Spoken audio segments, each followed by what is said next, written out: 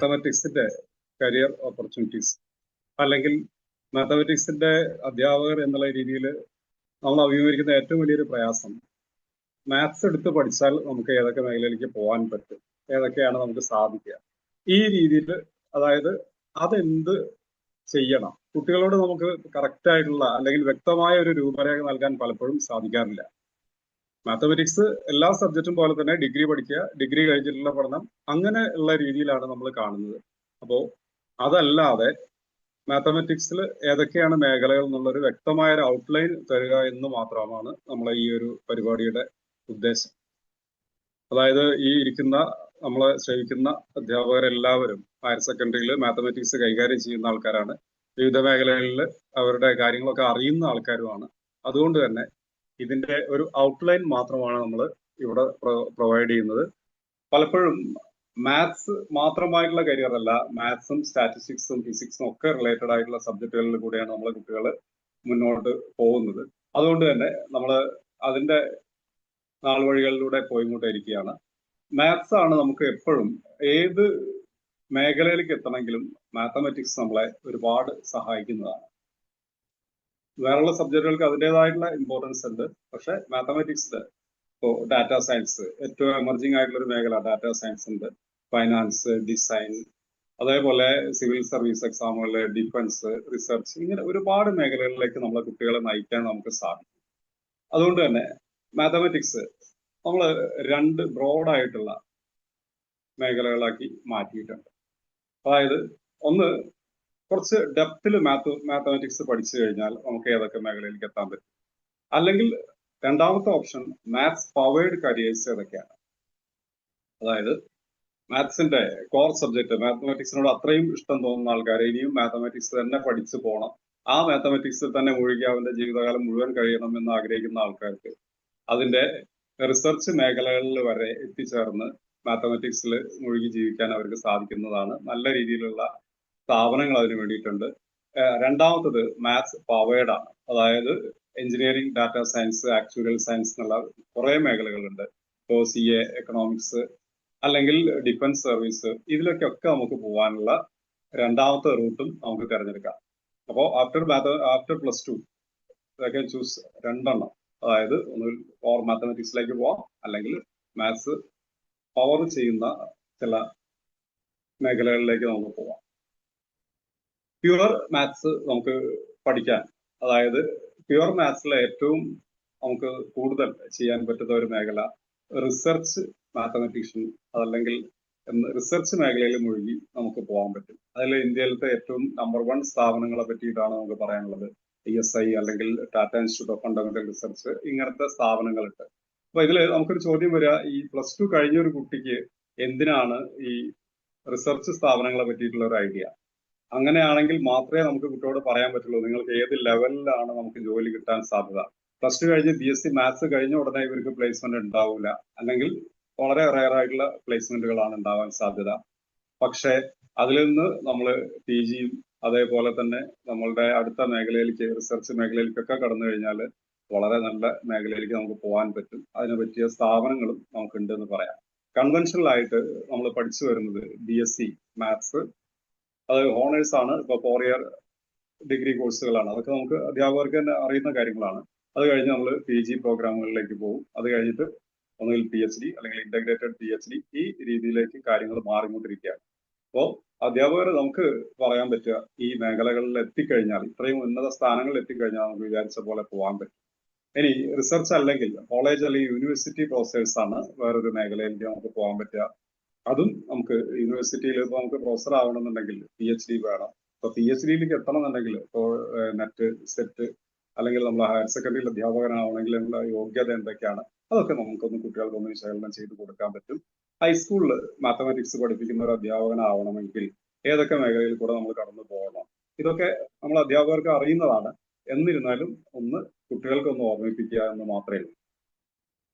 അത് അക്കാഡമിക് സൈഡിലേക്ക് വരുന്നതാണ്. രണ്ടാമത്തെ ഒരു വളരെ പ്രധാനപ്പെട്ട ഒരു സൈഡാണ് ഇപ്പോൾ എമർജിങ് ആയിട്ടുള്ളത് ഡാറ്റാ സയൻസ്, AI, അല്ലെങ്കിൽ മെഷീൻ ലേണിംഗ്, ഈ രീതിയിലുള്ള മേഖലയിലേക്ക് നമ്മൾ കടന്നു വരാൻ. അപ്പൊ നമുക്ക് കുട്ടികൾ ചോദിക്കും, ഞങ്ങൾക്ക് എന്ത് ജോലിയാണ് കിട്ടാൻ? ഡാറ്റാ സയന്റിസ്റ്റ്, അനലിസ്റ്റ്, അല്ലെങ്കിൽ machine learning engineer, software engineer, ഈ മേഖലയിലേക്കൊക്കെ നമ്മളെ മാത്സിന്റെ ബാക്ക്ഗ്രൗണ്ട് ഉള്ള കുട്ടികൾക്ക് കടന്നു വന്നാൽ വളരെ നന്നായിരിക്കും. ഇപ്പോൾ ഡാറ്റാ സയന്റിസ്റ്റ് ആവണമെങ്കിൽ നമുക്ക് എങ്ങനെയാണ് പോകാൻ പറ്റുക? അപ്പോൾ BSc മാത്സ് എടുക്കാം, സ്റ്റാറ്റിസ്റ്റിക്സ് എടുക്കാം, അല്ലെങ്കിൽ BTech എടുക്കാം, MSc ഡാറ്റാ സയൻസ് എടുക്കാം. ഇങ്ങനെ സർട്ടിഫിക്കേഷൻ കോഴ്സുകളിലൂടെ അല്ലെങ്കിൽ MSc ഡാറ്റാ സയൻസ് അതേപോലത്തെ കോഴ്സുകളിലൂടെ നമുക്ക് ഡാറ്റാ സയന്റിസ്റ്റ് ആയിട്ട് മാറാൻ സാധിക്കും. ഒരു പരിധിവരെ അടുത്ത കാലത്താണ് MSc ഡാറ്റാ സയൻസ് പോലത്തെ കോഴ്സുകൾ ഒരുപാട് എണ്ണം നമ്മുടെ നാട്ടിൽ അവൈലബിൾ ആയിട്ടുള്ളത്. അപ്പൊ അവിടെയൊക്കെ നമ്മൾ പ്രീമിയർ സ്ഥാപനങ്ങളിലൂടെ കടന്നു പോകുമ്പോഴാണ് നമുക്ക് കൂടുതൽ ഓപ്പർച്യൂണിറ്റീസ് ഉണ്ടാവുക. അതായത് പ്ലേസ്മെന്റ് കിട്ടാൻ ഏറ്റവും കൂടുതൽ സാധ്യത അവിടെ ആയിരിക്കും. അതേപോലെ മെഷീൻ ലേണിംഗ് എഞ്ചിനീയർ, അതായത് ഇപ്പോൾ ശരിക്കും പറഞ്ഞാൽ AI ഒരു സബ്സെറ്റ് ആണത്. നമ്മളെ റെക്കമെൻഡേഷൻസ് ഒക്കെ കാണുന്നതൊക്കെ സാധാരണ രീതിയിൽ ഈ മെഷീൻ ലേണിംഗ് എഞ്ചിനീയർ എന്നുള്ള രീതിയിലുള്ള ആൾക്കാരാണ് അത് സാധാരണ ചെയ്യുന്നത്. അതേപോലെ സോഫ്റ്റ്വെയർ അല്ലെങ്കിൽ സിസ്റ്റം എഞ്ചിനീയേഴ്സ്, ഇതിലേക്കൊക്കെ എത്താൻ നമ്മളെ റൂട്ടുകൾ ഏതൊക്കെയാണ്, അതാണ് പ്രധാനമായിട്ടും നമുക്ക് കുട്ടികളോട് പറഞ്ഞു കൊടുക്കേണ്ടി വരിക. ഇനി മൂന്നാമത്തെ ഒരു ക്ലസ്റ്റർ ആയിട്ട് വരുന്നത് ഫൈനാൻസ്, റിസ്ക് അനാലിസിസ്, അതേപോലെ CA, എക്കണോമിസ്റ്റ്, ഇങ്ങനത്തെ മേഖലകളിലേക്ക് പോകാനും നമുക്ക് മാത്സിന്റെ ബാക്ക്ഗ്രൗണ്ട് ഉണ്ടെങ്കിൽ സാധിക്കും. ഇപ്പോൾ ആക്ച്വറിയൽ സയൻസ്, നമ്മുടെ റിസ്ക് മാനേജ്മെന്റ്, അസസ്മെന്റ്, ഇങ്ങനെ കാര്യങ്ങളാണ് ആക്ച്വറിയൽ സയൻസ്. അധ്യാപകരായ നമ്മൾ ഇതിനെ ഒന്ന് കുട്ടികൾക്ക് മനസ്സിലാവുന്ന രീതിയിൽ അവർക്ക് അനലൈസ് ചെയ്ത് പറഞ്ഞു കൊടുക്കുക മാത്രമാണ് ചെയ്യേണ്ടത്. ഈ മേഖലകളൊന്നും സുപരിചിതമല്ല.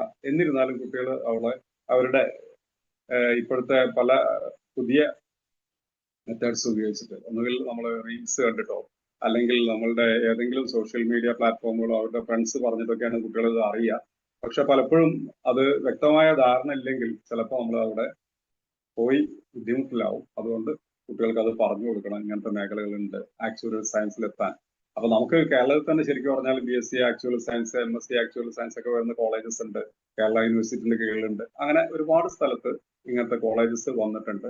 അപ്പോൾ ഏതെങ്കിലും നല്ല സ്ഥാപനങ്ങളെ പറ്റിയിട്ട് മാത്രമേ നമുക്ക് റെക്കമെൻഡ് ചെയ്യാൻ സാധിക്കുള്ളൂ. അതുകൊണ്ട് തന്നെ റെക്കമെൻഡേഷൻസ് നമുക്ക് പറഞ്ഞു കൊടുക്കാം എന്ന് മാത്രമേ ഉള്ളൂ. അതേപോലെ ഈ financial analyst, chartered accountant, economist, ഇപ്പോൾ CAക്ക് പോകുന്ന കുട്ടികൾക്ക് മാത്സ് ബാക്ക്ഗ്രൗണ്ട് ഉണ്ടെങ്കിൽ നല്ലതാണ് എന്ന് നമുക്ക് പറഞ്ഞു കൊടുക്കാൻ പറ്റുക.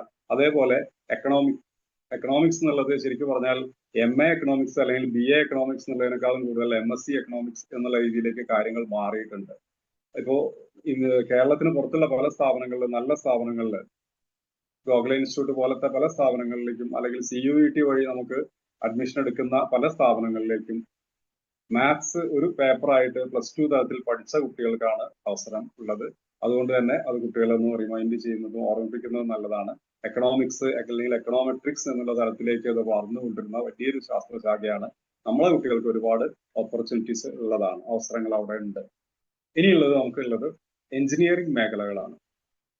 അപ്പൊ അതിൽ കമ്പ്യൂട്ടർ സയൻസ് എഞ്ചിനീയർ ഉണ്ടാവും, അല്ലെങ്കിൽ ഇലക്ട്രോണിക്സ് എഞ്ചിനീയർ ഉണ്ടായിരിക്കും. അങ്ങനെ എഞ്ചിനീയറിംഗിന്റെ വിവിധ അവാന്തര വിഭാഗങ്ങളൊക്കെ നമുക്ക് വേണമെങ്കിൽ നമ്മുടെ ക്ലാസ്സിൽ നമ്മളെ ലോജിക്കിനനുസരിച്ച് പറയാൻ സാധിക്കും. അതിന് ഇന്ത്യയിലത്തെ ഏറ്റവും ഉന്നതമായ സ്ഥാപനങ്ങൾ IIT-കൾ തന്നെയാണ്. അതിൽ നമുക്ക് സംശയിക്കേണ്ട ആവശ്യമില്ല. IIT-കളിൽ കൂടെ തന്നെയാണ് നമ്മൾ വരിക. അല്ലെങ്കിൽ ഇപ്പോൾ IIT പോലത്തെ സ്ഥാപനങ്ങളിലേക്ക് നമുക്ക് അഡ്മിഷൻ കിട്ടണമെങ്കിൽ എന്താണ് വേണ്ടതെന്ന് കുട്ടികളെ ധരിപ്പിക്കാം. അതായത് JEE മെയിൻ എഴുതണം, അഡ്വാൻസ് എഴുതണം. അവിടെ ആർക്കിടെക്ചർ പോലത്തെ കോഴ്സുകളിലേക്ക് നമുക്ക് വരണം എന്നുണ്ടെങ്കിൽ പേപ്പർ 2 കൂടി നമ്മൾ ക്ലിയർ ചെയ്യണം.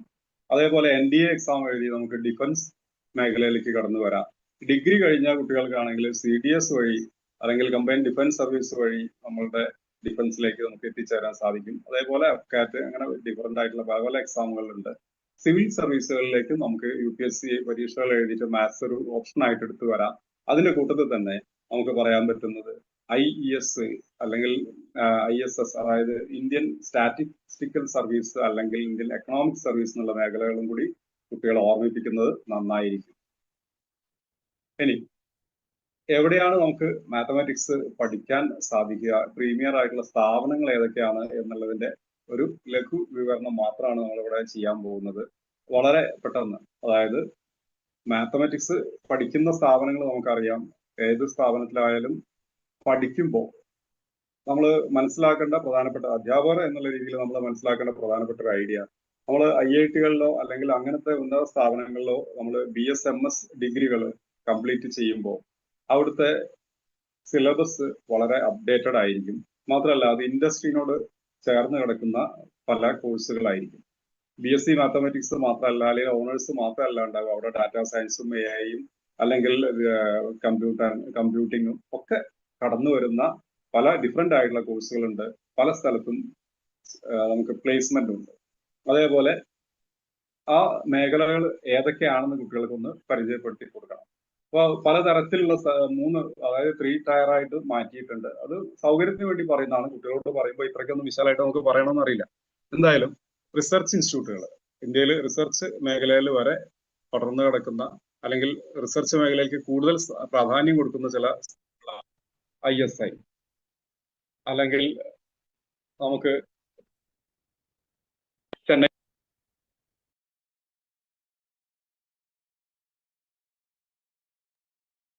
സാർ മ്യൂട്ടായി പോയേ. പിന്നീട് നമുക്ക് ഹലോ ഇപ്പോൾ കേൾക്കാം. ഓക്കെ. അതേപോലെ സയൻസ് ആൻഡ് ടെക്നിക്കൽ ഇൻസ്റ്റിറ്റ്യൂട്ടുകൾ, അതായത് IISc അല്ലെങ്കിൽ IITs, ഐസേഴ്സ്, ഇതുപോലത്തെ സ്ഥാപനങ്ങളാണ് സയൻസും ടെക്നോളജിയും കൂടിയുള്ള, അല്ലെങ്കിൽ സ്ട്രോങ് ടെക്നോളജിക്കൽ സൈഡും കൂടിയുള്ള ഡിപ്പാർട്ട്മെന്റുകളാണ് ഉള്ളത്. അവര് നമ്മളെ കുട്ടികളെ, അതല്ലെങ്കിൽ ആ ഉന്നത സ്ഥാപനങ്ങളിൽ എത്തിച്ചേർന്നാൽ അവരുടെ ഭാവി വളരെ ഉന്നതമായ രീതിയിലേക്ക് മാറും എന്നും കൂടി അവരോട് ഓർമ്മിപ്പിക്കുക. അല്ലെങ്കിൽ പിന്നുള്ളത് യൂണിവേഴ്സിറ്റി കോളേജുകളാണ്. ഇതൊരു എക്സാമ്പിൾ മാത്രമാണ്. ചില കോളേജുകളുടെ പേര് അതിനുവേണ്ടി മാത്രം ഇട്ടതാണ്.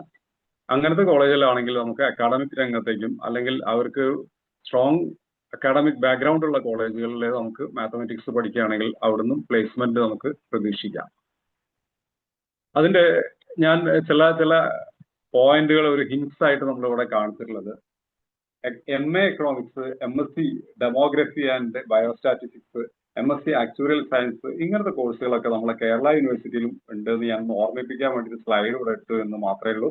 അത് നമുക്ക് പറയാം. കുട്ടികൾ ചോദിക്കും നമുക്ക് എവിടേക്കാണ് കിട്ടാൻ സാധ്യത.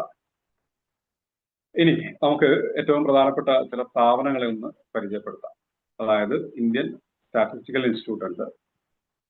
ഈ ഇൻസ്റ്റിറ്റ്യൂട്ടിന്റെ ക്യാമ്പസുകളൊക്കെ നമ്മളിവിടെ പറഞ്ഞിട്ടുണ്ട്. അതൊന്നും ഞാൻ അധ്യാപകരോട് പറഞ്ഞു ഓർമ്മിപ്പിക്കുന്നില്ല. ഇവിടെയൊക്കെ നമുക്ക് BMath ഓണേഴ്സ് ആണ്. ഈ ISI, അതായത് ഇന്ത്യൻ സ്റ്റാറ്റിസ്റ്റിക്കൽ ഇൻസ്റ്റിറ്റ്യൂട്ടിലേക്ക് അവർക്ക് മാത്രമായിട്ടുള്ള ടെസ്റ്റുകൾ കണ്ടക്ട് ചെയ്യുന്നുണ്ട്.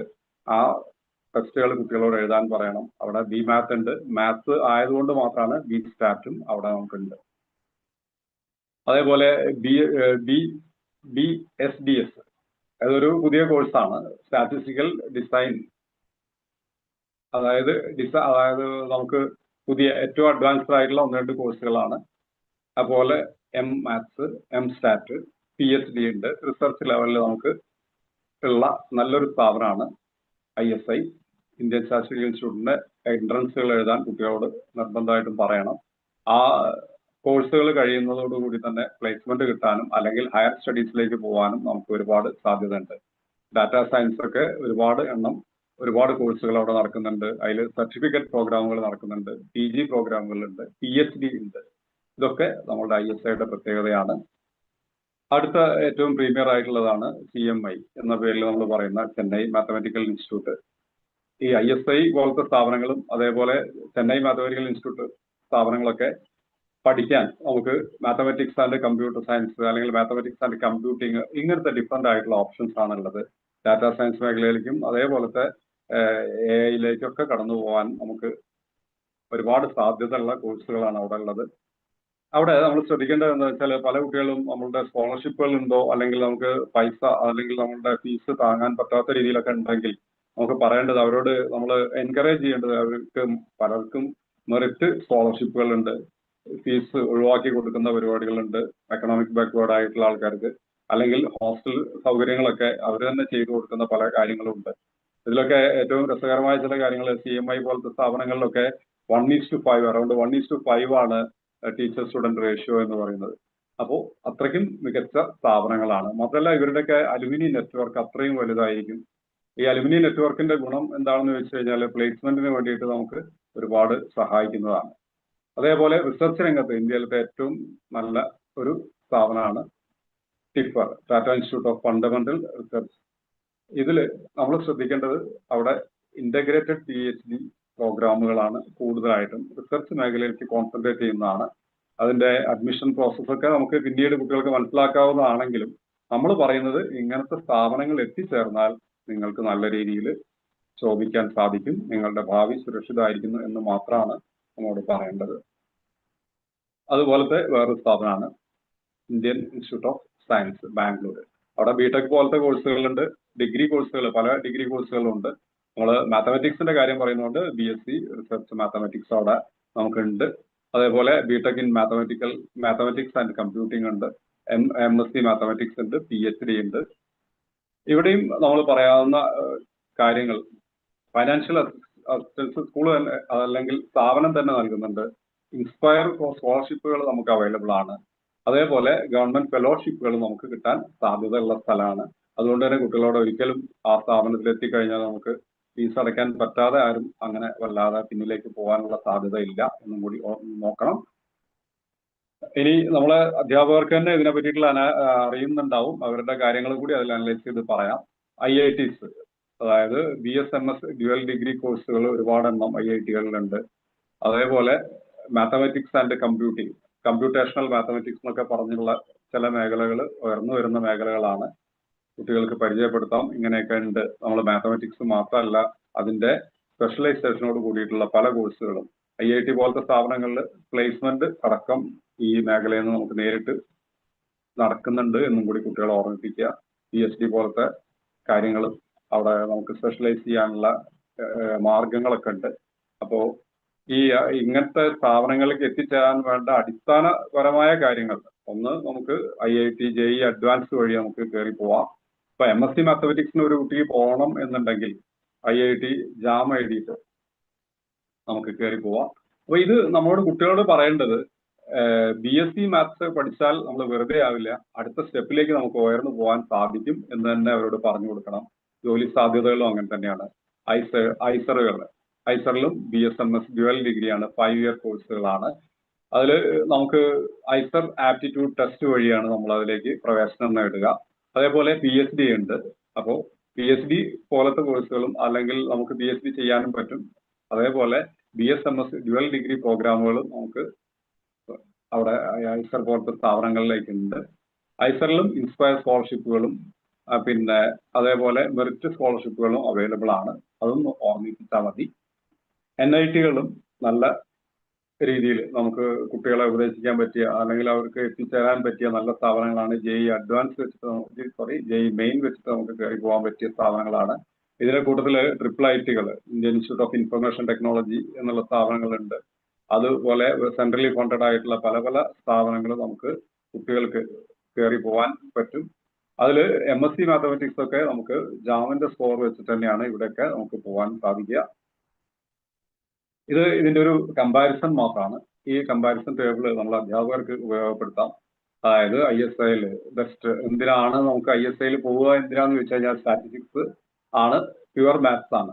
ഈ രണ്ട് മേഖലകളിലേക്ക് എൻട്രി റൂട്ട് ISIയുടെ എൻട്രൻസ് എക്സാം ആണ്. അതിൽ UG ഉണ്ട്, PG ഉണ്ട്, PhD ലെവലിലുണ്ട്. അതുപോലെ ചെന്നൈ മാത്തമാറ്റിക്കൽ ഇൻസ്റ്റിറ്റ്യൂട്ട് എല്ലാ സ്ഥാപനങ്ങളുടെയും ഒരു കമ്പാരിസൺ ഈ ഒരു ടേബിളായിട്ട് നമ്മൾ ഇതിൽ കൊടുത്തിട്ടുണ്ട്. ഇതിൽ നമ്മളുടെ അധ്യാപക സുഹൃത്തുക്കൾ പിന്നെ കേൾക്കാത്ത ചില സ്ഥാപനങ്ങളുടെ പേര് ഞാൻ ഈ ഒരു സ്ലൈഡിൽ ഉൾക്കൊള്ളിച്ചിട്ടുണ്ട്. ഡയറ്റ്, അതായത് defence institute of advance technology, IIST, അതായത് Indian institute of engineering and technology Calcutta, ഐസറൊക്കെ നമ്മൾ കേട്ടിട്ടുള്ളതാണ്. IIP, Indian institute of petroleum and energy. അങ്ങനത്തെ കുറെ സ്ഥാപനങ്ങളുടെ പേര് ഇതിൽ ഉൾക്കൊള്ളിച്ചിട്ടുണ്ട്. ആ ഉൾക്കൊള്ളിച്ച് എന്തിനാണെന്ന് വെച്ച് കഴിഞ്ഞാൽ നമ്മൾ ജസ്റ്റ് ഒന്ന് നോക്കിയിട്ട് കുട്ടികളോടൊന്ന് പറയാൻ വേണ്ടിയിട്ട് മാത്രമാണ്.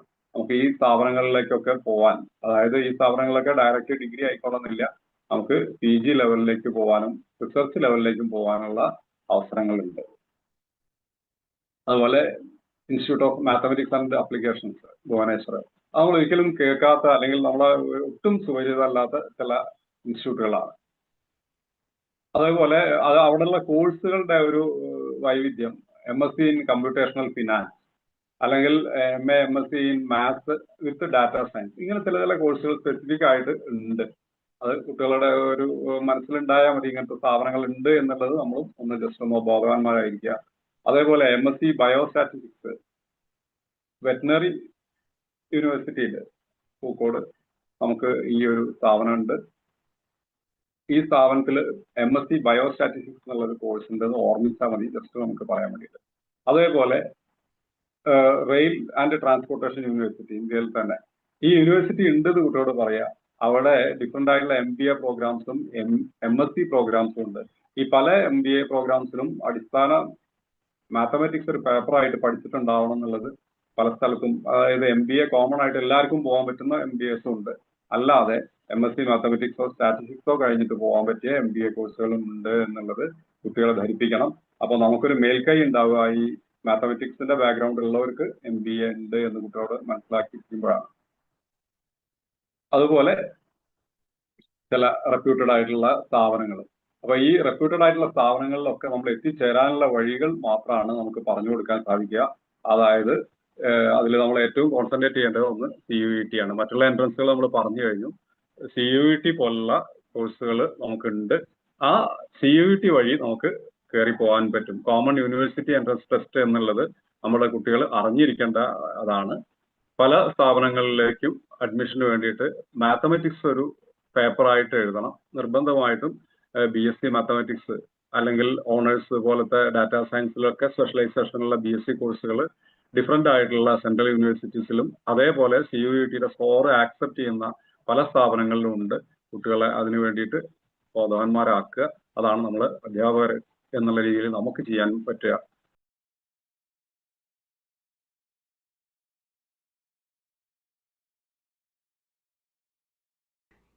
നമുക്ക് പല ഇൻസ്റ്റിറ്റ്യൂഷനിലും ഇൻസ്റ്റിറ്റ്യൂഷനെ കുറിച്ചും അറിയാം.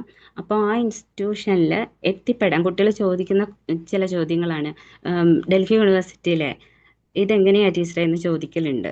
പൊതുവെ അങ്ങനെ ചോദിക്കും. മുംബൈ യൂണിവേഴ്സിറ്റി ഇതൊക്കെ ചോദിക്കുമ്പോൾ നമുക്കത് വെച്ചിട്ട് ഈ ചാർട്ടിലൂടെ താല്പര്യമുള്ള കുട്ടികൾക്ക് ഇത് കിട്ടുമ്പോൾ അവർക്ക് പ്രയോജനപ്പെടും.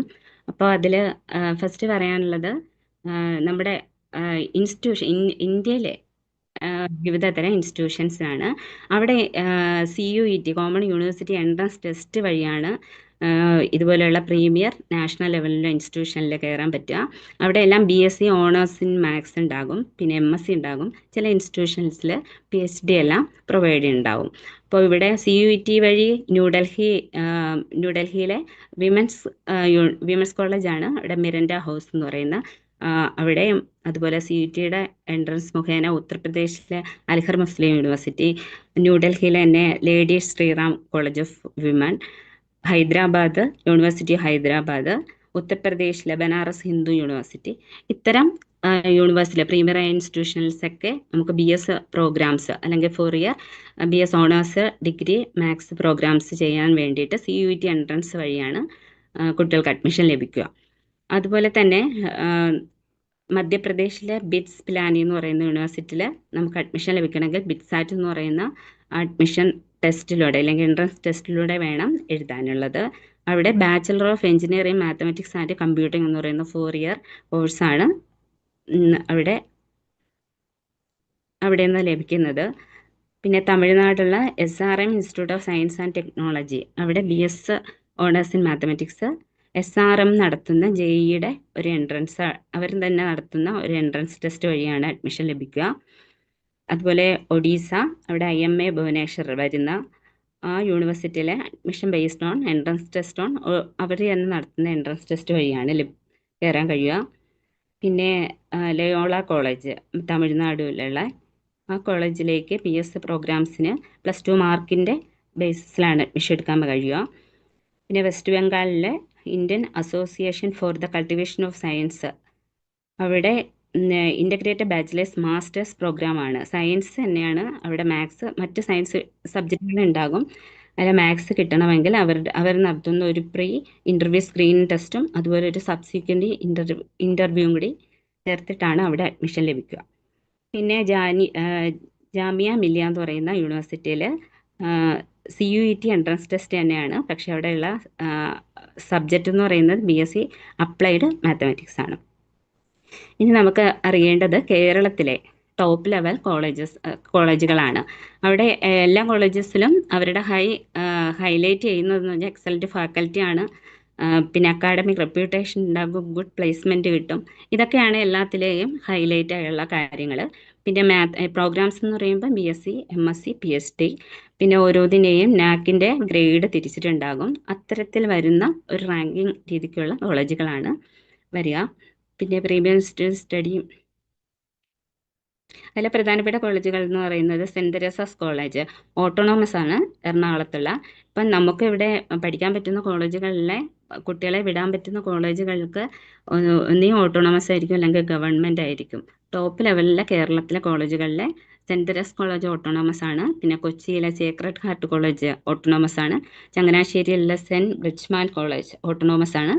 പിന്നെ Ernakulam government Maharaja's college, Trivandrum government university college, Aluva autonomous ആണ് യൂണിയൻ ക്രിസ്ത്യൻ കോളേജ്, തലശ്ശേരിയിലെ government Brennen college, Irinjalakuda autonomous saint Joseph college, Kannur Nirmalagiri college autonomous ആണ്, തിരുരങ്ങാടി മലപ്പുറത്തെ PSMO കോളേജസ് ഇത് എയ്ഡഡ് ആണ്. ഇത്തരം കോളേജുകളിൽ നമുക്കിപ്പോൾ പഠിക്കാൻ പോകുന്ന താല്പര്യമുള്ള കുട്ടികൾക്ക് മറ്റ് ഡിസ്ട്രിക്റ്റുകളിലും പഠിക്കാൻ താല്പര്യമുള്ള കുട്ടികൾക്ക് ഈ ടോപ്പ് ലെവലിലെ കോളേജ് സജസ്റ്റ് ചെയ്യാം. പിന്നെ വരുന്നത് അബ്രോഡ് സ്റ്റഡിയാണ്. മാത്സ് നമുക്ക് അബ്രോഡ് മറ്റ് വിദേശ രാജ്യങ്ങളിൽ ഇപ്പോൾ പഠിക്കണം. അവിടെ എൻട്രി എന്ന് പറയുന്നത് ജനറലായിട്ട് പറയുകയാണെങ്കിൽ അവർ നടത്തുന്ന ഒരു സ്കോളസ്റ്റിക് ആപ്റ്റിറ്റ്യൂഡ് ടെസ്റ്റ് ഉണ്ടാകും. പക്ഷേ ഓരോ സ്ഥലത്തും ഓരോ ടെസ്റ്റുകളാണ് ഉണ്ടാകുന്നത്. തന്നെ ഇപ്പോൾ സാറ്റ് എന്നൊക്കെ പറയുന്നത് USA ആണെങ്കിൽ മറ്റ് രാജ്യങ്ങളിൽ അതിൻ്റെ ഡിഫറൻറ്റ് പേരുകൾ ഉണ്ടാകും. അപ്പം അധ്യാപകരായ നമുക്ക് എല്ലാവർക്കും അത് മനസ്സിലാക്കി കുട്ടികൾക്ക് അത് പറഞ്ഞു കൊടുക്കാൻ കഴിയും. അതിൽ MIT USA, അതുപോലെ university Oxford UK, university of Cambridge, അതുപോലെ ഹാർവാർഡ് യൂണിവേഴ്സിറ്റി USA, ഇത്തരം കോളേജുകളുടെ ഒരു ലിസ്റ്റാണ് തന്നിരിക്കുന്നത്. ഇത് നമുക്ക് മനസ്സിലാക്കിയിട്ട് കുട്ടികൾക്ക് പറഞ്ഞു കൊടുക്കാൻ കഴിയും. പിന്നെ സാറ് നേരത്തെ ഇവിടെ സൂചിപ്പിച്ചതുപോലെ പല കോളേജുകളിലും നമ്മുടെ യൂണിവേഴ്സിറ്റിയിൽ പഠിക്കുമ്പോൾ അവിടെ സ്കോളർഷിപ്പ് കുട്ടികൾക്ക് കിട്ടാനുള്ള അവസരമുണ്ട്. അത് ജനറലി കുട്ടികളുടെ ഹൈ ലെവൽ മാർക്ക് അവരുടെ മെറിറ്റ് അടിസ്ഥാനത്തിലായിരിക്കും. ഇപ്പോൾ KSHC ഹയർ എഡ്യൂക്കേഷൻ സ്കോളർഷിപ്പ്, അത് കേരള സ്റ്റേറ്റ് ഹയർ എഡ്യൂക്കേഷൻ സ്കോളർഷിപ്പാണ്. അത് BSc മാത്സിനാണ് ജോയിൻ ചെയ്യാൻ കഴിയുന്നത്. അവിടെയുള്ള ഗവൺമെൻറ് എയ്ഡഡ് കോളേജുകളിൽ BScയും PGയും കണ്ടിന്യൂ ചെയ്യാം. മെറിറ്റ് അടിസ്ഥാനത്തിലുള്ള മാർക്കായിരിക്കും നോക്കുക. പിന്നെ വരുന്നത് നമുക്കറിയാവുന്ന ഗ്രാൻസ് ആണ്. SC, ST, OEC, OBC minority വിഭാഗത്തിലുള്ള കുട്ടികൾക്ക് ലഭിക്കുന്ന സ്കോളർഷിപ്പ്.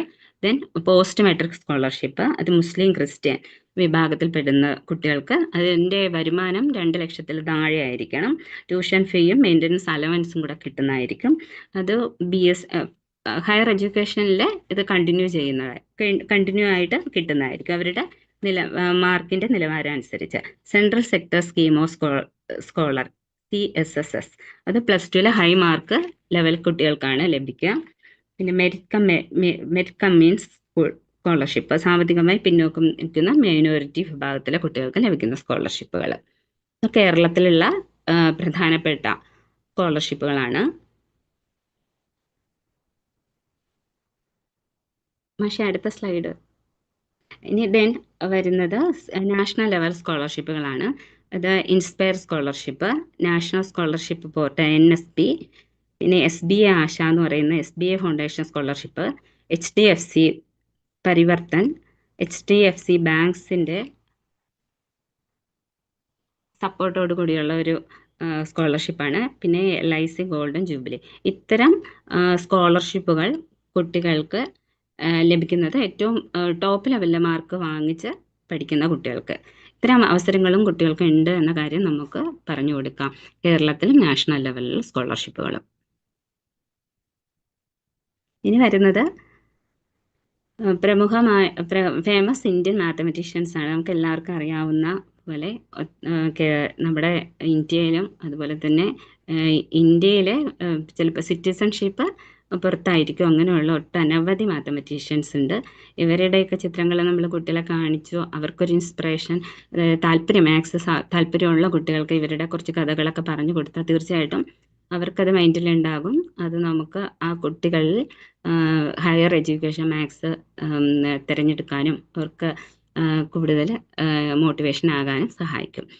പിന്നെ മാത്സിൽ തന്നെ നമുക്കറിയാം ഓരോ ഫീൽഡുകളുണ്ട്. മാത്സ് ഓൾജിബ്ര, ലീനിയർ ഓൾജിബ്ര, അല്ലെങ്കിൽ ട്രിഗണോമെട്രി, അല്ലെങ്കിൽ ഡിസൈൻ, ഇങ്ങനെ ഓരോ കഴിവുള്ള കുട്ടി. മാത്സ് നമ്മൾ ക്ലാസ് എടുക്കുമ്പോൾ തന്നെ നമുക്ക് മനസ്സിലാവും. ഓൾജിബ്ര പഠിപ്പിക്കുമ്പോൾ എല്ലാ കുട്ടികളും നമ്മളെ കൂടെ വരണമെന്നില്ല. ട്രിഗണോമെട്രി പഠിക്കുമ്പോൾ അത് തന്നെ. അത് കുറച്ച് കുട്ടികൾക്ക് ചില ഏരിയ ഇൻട്രസ്റ്റ് ആയിരിക്കും. അപ്പോൾ അത്തരം കുട്ടികൾക്ക് നമുക്കിപ്പോൾ പറഞ്ഞു കൊടുക്കാം, അവരുടെ അടുത്ത് ചോദിക്കാം എന്തിലാണ് നമ്മൾ ഇഷ്ടപ്പെട്ട അബ്സ്ട്രാക്ട് പസിൽസ് ആണോ, അല്ലെങ്കിൽ പ്രൂവ് ചെയ്ത തിങ്സ് ഒക്കെ പ്രൂവ് ചെയ്യാൻ ഭയങ്കര ക്യൂരിയോസിറ്റി ഉള്ള കുട്ടികൾക്ക് തീർച്ചയായിട്ടും പ്യൂർ മാത്സിൽ BSc മാത്സ് ഓണേഴ്സ് റിസർച്ച് ആ ലെവലിൽ പാത്ത് തിരഞ്ഞെടുക്കാൻ കഴിയുമെന്ന് പറഞ്ഞു കൊടുക്കാം. ചിലവർക്കാണെങ്കിൽ പക്ഷെ കോഡിങ്, ബിൽഡിംഗ് തിങ്സ് അതായിരിക്കും കൂടുതൽ ഇൻട്രസ്റ്റഡ് ആയിട്ടുള്ളത്. എന്നാൽ അവർക്ക് മാത്സിലെ എഞ്ചിനീയറിംഗ് ആൻഡ് ഡാറ്റാ സയൻസ് അല്ലെങ്കിൽ മെഷീൻ ലേണിംഗ് വിഭാഗത്തിലേക്ക് തിരിഞ്ഞ് പഠിക്കണം എന്ന് നമുക്ക് സജസ്റ്റ് ചെയ്യാം. പിന്നെ മാർക്കറ്റ്, അതുപോലെ മണി, ആ ഒരു രീതിക്കുള്ള കുട്ടികൾക്ക് ആക്ച്വറിയൽ സയൻസോ CEO ഫിനാൻസ് ആ രീതിക്കുള്ള ഒരു മാത്സ് ഫീൽഡ് വേണം തിരഞ്ഞെടുക്കാൻ എന്ന് പറയാം. പിന്നെ വരുന്നത് ഒരു public impact, teaching, civil service, defence, മാത്സിൻ്റെ ഫീൽഡിൽ നിൽക്കുന്നവർക്ക് ഈ ഒരു ഫീൽഡിലേക്ക് ഒരു പബ്ലിക് ഇമ്പാക്റ്റ് ഉണ്ടാക്കുന്ന രീതിക്ക് പറ്റുന്ന കുട്ടികൾക്ക് മാത്സ് പഠിക്കുന്ന BSc അല്ലെങ്കിൽ MSc മാത്സ് പഠിച്ചിട്ട് ഈ ലെവലിലേക്ക് പോകാൻ, തിരിഞ്ഞു പഠിക്കാനുള്ള സാധ്യത, ഓപ്പർച്യൂണിറ്റി ഒത്തിരി ഉണ്ടെന്ന് നമുക്ക് അത്തരം കുട്ടികളെ പേഴ്സണലി വിളിച്ച് വേണമെങ്കിലും അവർക്ക് ഒരു മെൻറ്ററിങ് സ്റ്റൈലിൽ നമുക്ക് അതിൻ്റെ അഡ്വൈസ് കൊടുക്കാൻ കഴിയും. ജനറലായിട്ടും പറയാം. പിന്നെ പറയുന്നത് സ്ട്രക്ചർ ആൻഡ് ഡിസൈനിങ് ഒക്കെ കൂടുതൽ താല്പര്യമുള്ള കുട്ടികളെ അത് നമുക്ക് കണ്ടെത്താം. കേഡാറ്റ് പോലത്തെയുള്ള ടെസ്റ്റുകൾ വഴിയും കണ്ടെത്താം. പിന്നെ അങ്ങനെയുള്ള കുട്ടികളെ മനസ്സിലാക്കി കഴിഞ്ഞാൽ അവർക്ക് ആർക്കിടെക്റ്റ് എന്ന ഫീൽഡ് മാത്സിൽ ഏറ്റവും കൂടുതൽ സ്യൂട്ടബിൾ ആയിരിക്കും എന്ന് പറഞ്ഞു കൊടുക്കാനും കഴിയും. അപ്പോൾ മാത്സ് എന്ന് പറയുന്നത് ശരിക്കും ഒരു സബ്ജക്റ്റ് അല്ല, അത് ശരിക്കും നമ്മളുടെ ഏറ്റവും വലിയ ഒരു അച്ചീവ്മെൻറ്റ്. എവിടെ പോയാലും മാത്സിൻ്റെ സാധ്യത വളരെയേറെ വലുതാണ്. അവിടെയുള്ള അച്ചീവ്മെൻറ്റിലെ ഏറ്റവും വലിയ ടൂൾ കിറ്റ് ആയിരിക്കും നമ്മുടെ സബ്ജക്റ്റ് എന്ന് കുട്ടികൾക്ക് പറഞ്ഞു കൊടുക്കാം. Thank you.